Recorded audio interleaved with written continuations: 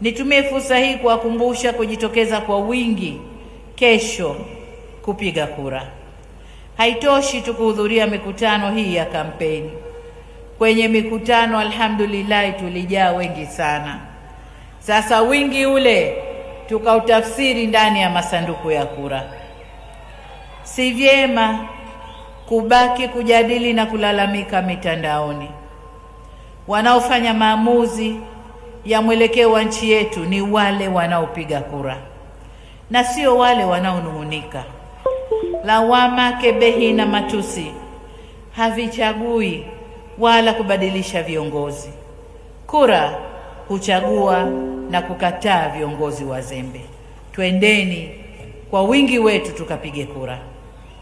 Serikali imetangaza rasmi tarehe 29, yaani kesho, kuwa ni siku ya mapumziko ili kutoa nafasi kwa wenye sifa za kupiga kura kushiriki bila vikwazo. Hii ni haki unayoipata siku moja tu ndani ya miaka mitano. Itumie, isikuponyoke.